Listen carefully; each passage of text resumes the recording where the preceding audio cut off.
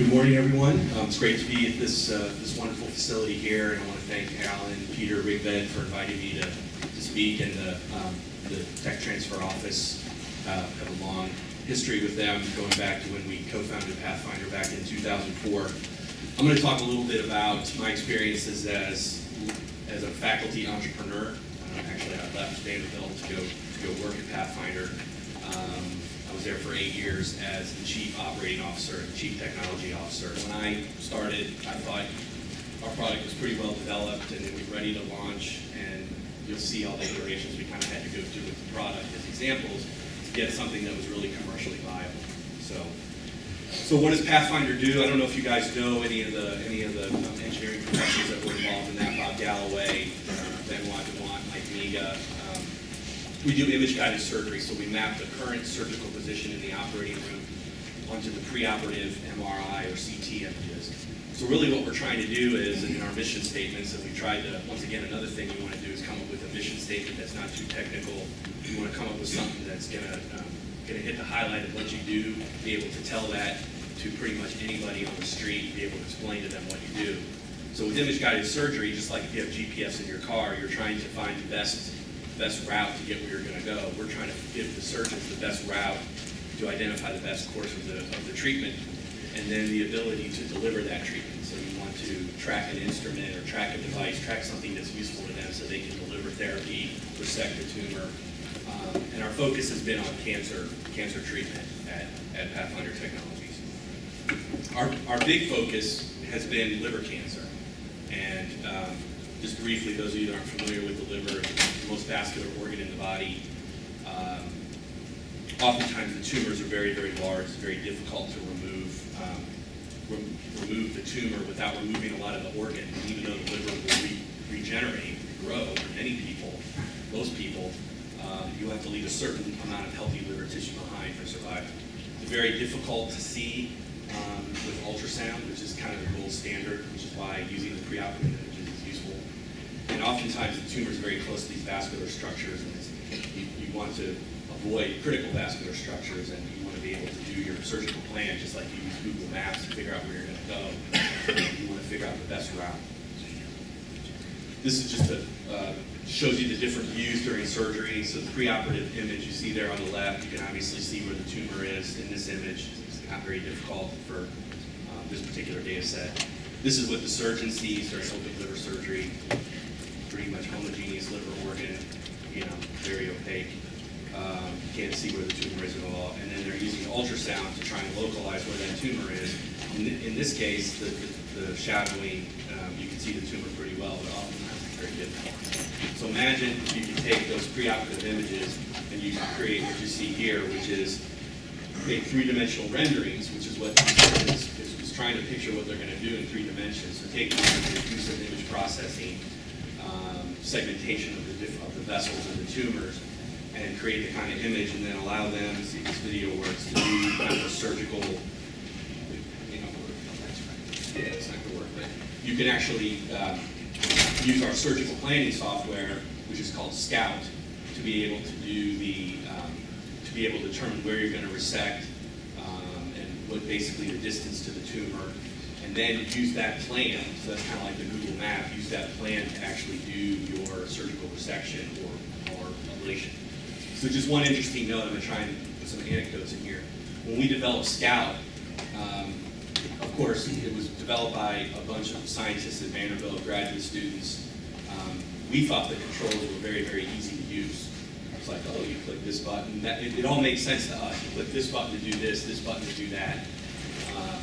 You get the device FDA cleared, we're all high-fiving and celebrating. We're out using it with the doctors and the clinicians, the radiologists. They're like, this is terrible. This interface is absolutely terrible. So, you can spend all this time with the algorithms and trying to make it, try and get all the science working, and if you forget about the end user, that's a big issue. So a lot of what you're developing, products you're working on, especially if you're working on devices in particular, you'd be amazed at how much time and effort it takes to make a device that's really useful and usable to the end user. No one's going to buy it if it's hard to use. Doctors are too busy, nurses are too busy, their staffs, they don't have enough time. They don't have enough time to read through a 50-page user manual. Here's our guidance system. We're essentially tracking the tools. What you see here, the camera is kind of like a satellite that's tracking the position of your car. And we use infrared, sends out infrared light that reflects off the tools to be able to track the tools. Another anecdote here, the cart. You'll see how many iterations of the cart we went through to get a cart that you could actually fit in an OR. It was easy for the staff to use. It cost, we probably spent $300,000 to $400,000 developing a cart. You can look at that. Just number of iterations, designs, and it's really, really expensive to bring a medical device to market. I'll talk a little bit about raising money and financing too. Here's some of the usual suspects that have been working with Pathfinder. Bob Galloway was my PhD advisor. I'll talk a little bit about my history, getting from graduate student to faculty member to entrepreneur. Dr. Chapman was a surgeon who now is at Barnes-Jewish Hospital, who he's been at Vanderbilt for a while. You remember him in the Department of Liver Surgery.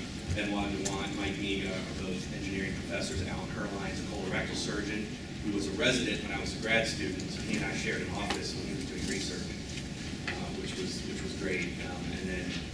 And then myself, I was the only faculty member that actually left Vanderbilt to go work for the company. I was a non-tenure track faculty member. So I think what you'll notice here is the amount of interdepartment collaboration.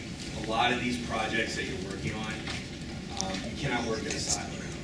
The way to launch a company like this successfully is to work with your colleagues across multiple departments, especially if you're in the medical side of things, and it certainly gives a much better opportunity for success. So collaborate if you want to start a company.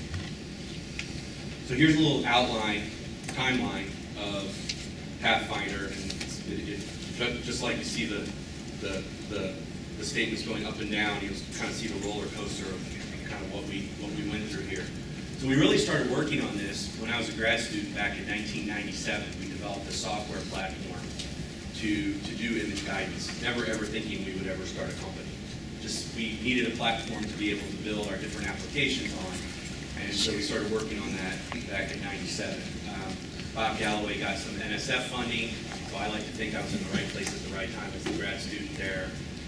He had the project, he had the funding. I was looking for a PhD project, and was transitioned into his lab after my master's degree, and it was really great to be there at that time. We developed the first prototype system, which was a wired system. I think you saw the tools before were wireless in mid-1999. By the end of 2000, when I got my PhD, we developed the first basically image-guided liver surgery system, the first iteration. And as I was starting my postdoc in the Department of Surgery there with Dr. Chapman, we did our first in-human study. It took about 10 minutes to do the registration. Now our device can do it in about 15 seconds. So 10 minutes never would, I mean, that would never cut it commercially. No doctor's going to stand around. No doctor's going to stand around for a minute.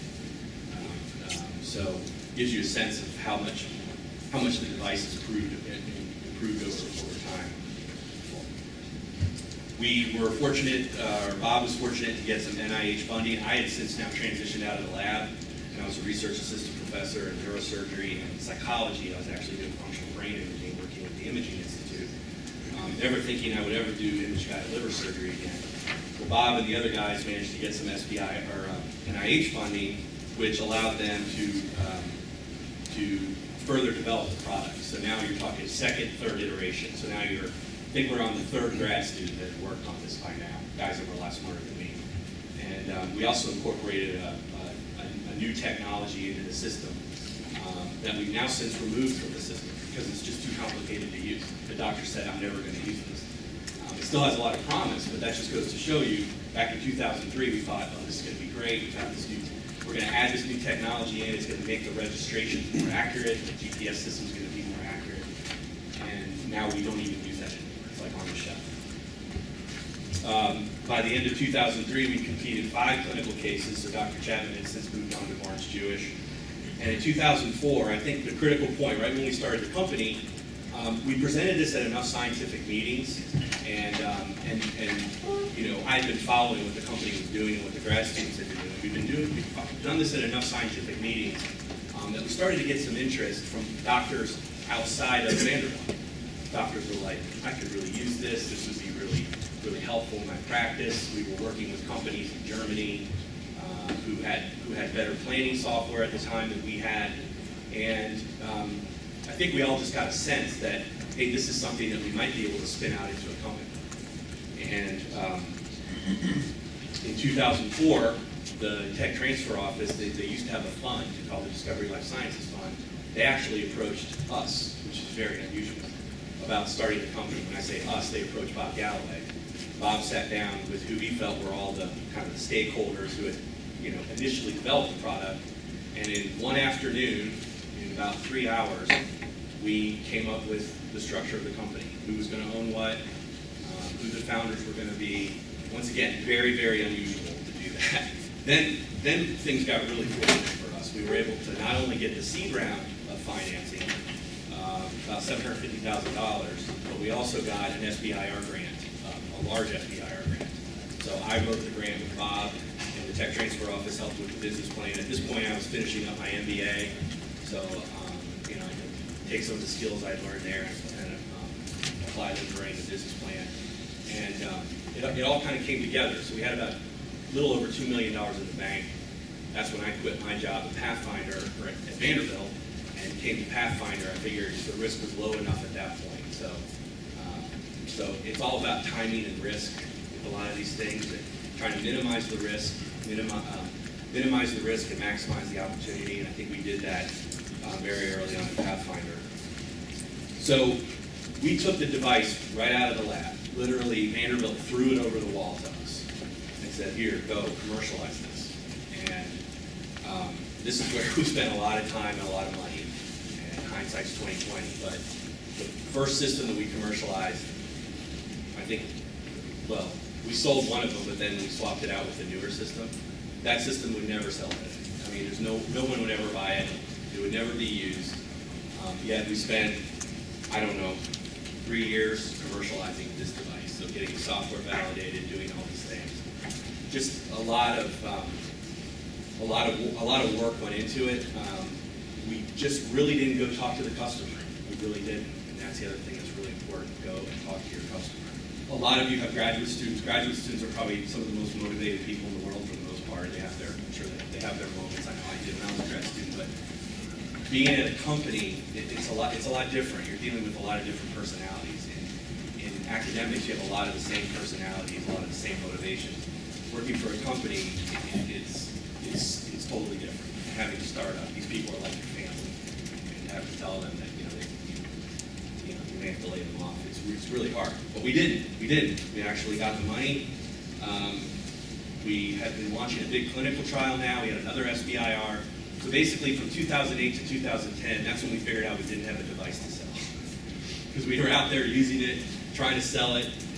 We're now on our second CEO. He's trying to sell it. And we're not having a lot of success. We have new investors, so the honeymoon phase lasted for a little while. Everybody's all happy, lots of money in the bank. Money starts to go away. The sales weren't there. Everybody's getting a little frustrated. But we did manage to get more investors in. This had a lot to do with the mechanisms that the state put in place that I'll allude to in my other presentation of the state was able to come in and actually invest in Pathfinder alongside our investors, our current investors who were outside the state, which was good. That really saved us. Once again, another period of time where we were down to maybe 6 or 7 weeks of cash on hand, and now we're up to maybe 13, 14 people. We finally sold some systems at the end of 2010.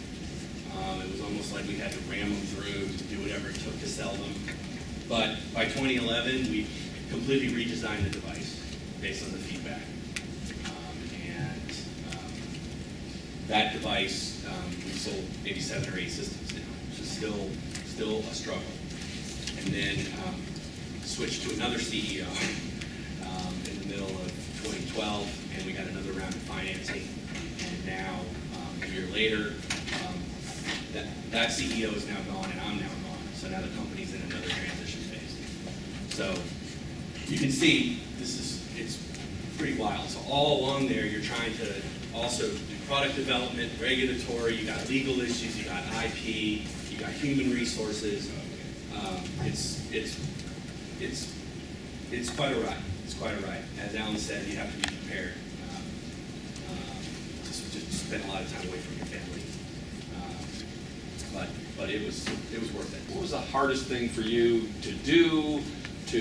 What behavioral changes did you have to make? I mean, what was the hardest thing? I think probably the hardest thing is the fundraising and dealing with the investors. It's like you're courting each other. It's almost, once you're married to them, it's till death do you part. It really is till death do you part. But typically you're that. Yeah. I think it's the fundraising. I mean, going around, it seemed like everything kind of came easy to us early on. We got the SBIR money, first grant submission, boom, we got it. We got the seed round money, and Vanderbilt came to us and said, we want to fund the company, which is extremely unusual. That almost will never happen in this day and age. And then we probably pitched to over 100 VCs before. I should go back and look at my list, probably 100 times in just about every major city in the country, me and various CEOs that were around, before we were able to get someone to believe in what we were doing, invest in what we were doing, want to be part of the team, want to help us build a company. This was a liver surgeon who came to the School of Engineering and said, I have a problem, and I would like you guys to help me solve this problem. And that's what you do in academics. You don't think, wow, what's the market size for this? And how many of these systems could we sell? And how many liver surgeons are out there? It's like, hey, we want to make something that's better for liver surgeons. Never going to start a company. So the plan has been to go into these other, to launch in these other organs. I think the investors kind of see that as the path. Okay, so we'll master the liver, and then we'll move on to kidney, and the market size is 5 times as big. And we can go into pancreas, and there's a real need for it there. And I think, that's easier said than done. First, you have to master the market you're in, and it's taken us a long time to do that. We're still working on it. I'm going to cycle ahead. You can see some of the iterations of the device. So we went from this cart, which this thing would never, I don't even think this thing can fit through the door in the OR, to this device, which was a laparoscopic cart. And there's our laser, and it's all branded. There's the old Pathfinder branding. Here's the device being used at the University of Pittsburgh. Then we moved to this. Okay, we finally made our own cart, which this was just painful to develop. And then we looked at the other companies and there was carts, and our carts still looked, pretty ghetto. Finally, 2011 now, we have a cart, we have a system. We figured out where to put the camera, all these other things, and the surgeons are still saying, this is Dr. Chapman, by the way, using the device in Barnes Jewish Hospital. Doctors are still saying, yeah, I still have line of sight issues. My tools aren't seen by the camera. Can you do this? Can you do that? It's ongoing. And even the tools. The tool development, going from these wired tools. It took an engineer maybe 3-4 hours to build this, and you wouldn't imagine the number of parts because it's all electronic. This has 4 parts. It's plastic, glue, and infrared diodes. It takes 5 minutes to build. And these are cheaper. So with hospitals cutting margins and things, we can sell these for more. But we thought, we'll sell these, I'll use them over and over again. It just doesn't work. And then the next generation device, moving to an iPad. iPad, not trivial. But the doctors want it. They expect it. So let me leave you with this. I'm just going to follow the bullets on there. Lessons learned. Be realistic on your market size. Lee asked the question back there. I learned in business school from my mentor, Jeff Cornwall, the 3 M's to consider are market, margin, and mean. Is there a market for your device? Can you make money on the device? And where do I fit into all of this? If I'm going to pour my heart and soul into this, where do I fit into all of this? But you notice market and margin come before what you want. If there's no market and there's no margin, you really have to flesh that out very early on in the process. Find someone who knows how to do that. Product development is really complicated.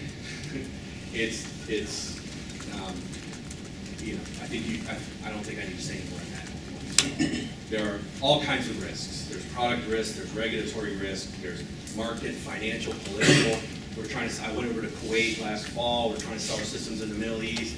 There was some upheaval in Kuwait. There's something with the Emir. So now the government doesn't have any money. So, we're at the mercy of, the political situation in some of the places we're trying to sell. So you want to try and mitigate your risks as much as possible up front. Fundraising, extremely challenging. And having a quality team is the most critical. You want to have the right combination of experience and exuberance, I like to say. People that are excited about it. And so you really want to do this. If you really want to do this, my number one recommendation is learn Corporate Finance 101. Pick up a book, know what an income statement, a balance sheet, and a statement of cash flows are. I mean, you just have to know, because it really is all about the money.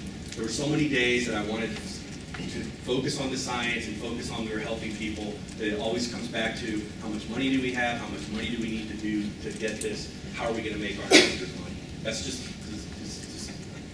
that's the way the world turns, especially when you have institutional investors. Be realistic on the commercial viability of your device. I mean, just, find somebody who's going to play devil's advocate. Don't get everybody in your lab who's drinking the Kool-Aid, or other colleagues. Go to conferences, find out, talk to people you can trust. Work with the tech transfer office on market size in particular. They have great staff over there. Pivoting will happen. You're going to change so many times when you do this. It's not like a grant. It's not like it's not like a clinical trial where you line up the patients, you collect the data, you analyze the data. Things change daily. Celebrate the small victories, getting FDA clearance, raising money, having a successful case. I don't think we did that enough at Pathfinder. And be prepared for defeats, because there's a lot of days you don't think you're going to make it. And so I hope I haven't scared anybody off. I hope everybody sticks around to hear about how to launch the business now. Finally, I'm available to all of you guys now. So I'm a free resource. At Launch Tennessee, I'm the Director of Commercialization, and my number one priority is to go around the state and to get more technologies out of the university setting. So I'm working with guys like Alan, Peter, and Ray Bed to do that at Vanderbilt, and I'll be doing it at other institutions as well. Thank you very much.